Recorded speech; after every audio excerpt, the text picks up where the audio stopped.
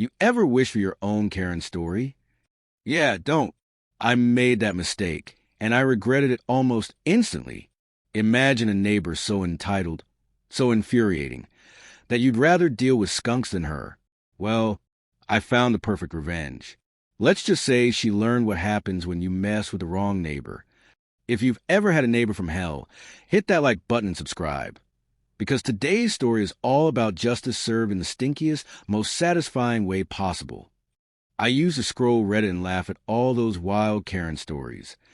And secretly, I wished I had one of my own. Big mistake. Because last year, my wish came true, and it was 3 months of pure torment.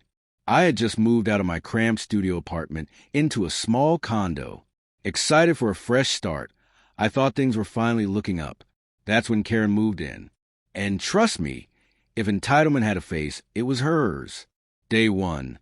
She knocks on my door, not to introduce herself, not to say hi, but to demand my Wi-Fi password. Excuse me, I need your internet. Just give me the password. I laughed, thinking it was a joke, but she stared at me like I was a crazy one. That's when I realized this was no ordinary neighbor. Her little yappy dog barked day and night. She blasted her TV at full volume, like it was a concert. At 2 a.m., she and her boyfriend would, let's just say, perform very loudly. And just when I thought it couldn't get worse, she started showing up at my door. Hey, got any energy drinks? Cigarettes? Maybe a few bucks. I said no every time, but that didn't stop her. If anything, it fueled her to escalate. She accused me of stealing her phone, spread nasty rumors around the building, and even tried to force her way into my apartment. One night, she sent her boyfriend to start a fight with me. Another time, I found garbage bags left right at my door. I moved them back to hers. So the next day, my car was smeared with Vaseline. The worst part? The apartment manager thought it was all funny. I was on my own.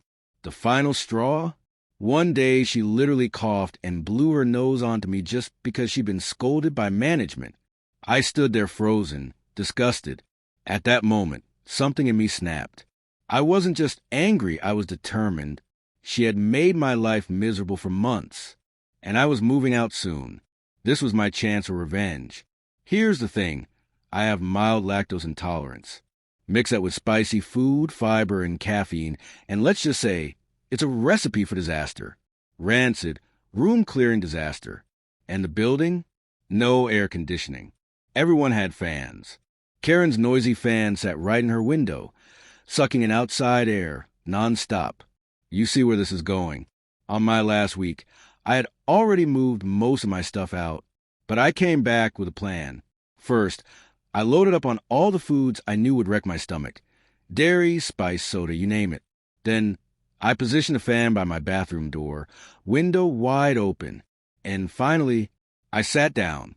The stench that followed was legendary. Thick, sour, rancid. My fan pushed it straight out the window, and Karen's fan sucked it right into her apartment. She gagged. She screamed. She cried. And I sat there, biting my lip to hold back laughter. A few nights later, I returned.